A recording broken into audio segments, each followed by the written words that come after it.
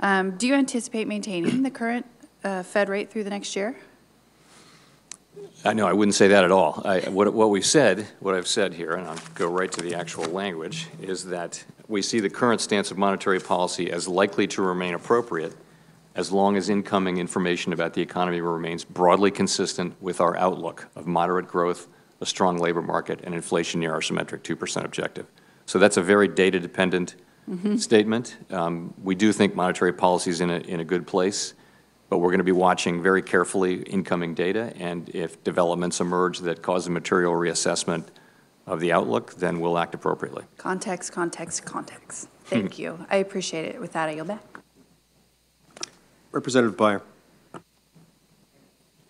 Mr. Chairman, thank you very much for your equanimity, your strong and stable leadership, and for providing about the most straightforward answers of anybody we talk to. Yesterday at the Economic Club in New York, the President continued his criticism of the Fed, saying it had put the U.S. at a competitive disadvantage, and he also floated the idea of negative interest rates. Do you take comments from public officials into account when implementing monetary policy? And is there any precedent in U.S. history for this kind of criticism or praise from an American president? So we look exclusively at the data, at the research, and at the performance of the U.S. economy. Those are the things we have a very careful, thoughtful process that's been developed over decades, over a century really, and that's how we try to set interest rates. We don't consider political factors and things like that in what we do. Thank you. I have a friend in Switzerland who went to borrow $10 million and got a negative interest rate, negative 0.3%. So they're paying him $30,000 a year to borrow $10 million. Do you see any prospect for negative interest rates in the U.S. economy? Well, negative interest rates would certainly not be appropriate in the current environment. Our economy is in a strong position. We have growth. We have a strong consumer sector. We have inflation that's a bit below target. So the very, very low and even negative rates that we see around the world would not be appropriate for our economy. You tend to see negative rates in the larger economies at times when growth is quite low and inflation is quite low. That's just not the case here. It's different for some of the smaller European countries. It's really about keeping their currency from appreciation, which is the case with a number of those countries. Yeah. From December 15th through December 2018, there's slow, consistent increases in rates, and we've turned that around with recent cuts this year. Is there enough room to cut rates further if we get another slowdown or recession? Have we given up monetary policy as a tool at the moment for dealing with that? Well, the typical post-World War II recession has involved rate cuts of close to 5%.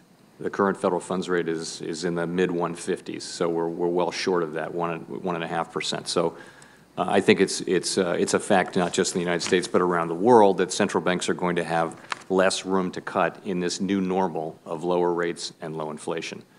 So that's why we are conducting this external review of monetary policy at the Fed.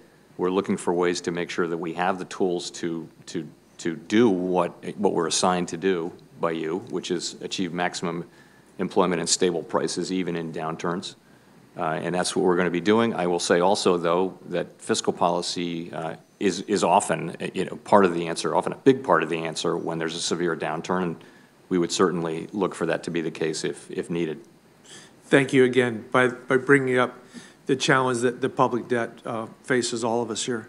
You know, I was raised to believe that money supply and growth were causally related, that if our money supply grew more quickly than our economic output, that inflation was the inevitable result. But we're less than 2% this year. You have muted expectations. Is there no longer a connection between money supply growth and inflation? You know, I think Should I pay any attention to modern monetary theories, for example? Well, so the connection between monetary aggregates and inflation, that's something we all learned in Econ 101. I did. It was important. It was generally thought to be, and empirically it was a good relationship. I think about 40 years ago, as the financial system developed all kinds of alternative forms of money, the relationship between monetary aggregates and growth has just gone away. And so we of course look at those aggregates, but they no longer are a driving part of the theory. It's really the price of money as opposed to the quantity that we look at, which is interest rates. I'm out of time, but thank you very much. Mr. Chairman, I yield. Hey investors, Zach Guzman here. Are you interested in learning more about the markets and getting the latest financial news? Well, then click right here to subscribe to our Yahoo Finance YouTube channel. Get the latest up-to-the-minute market analysis, big interviews in the world of finance, and information on how to manage your money every day wherever you are.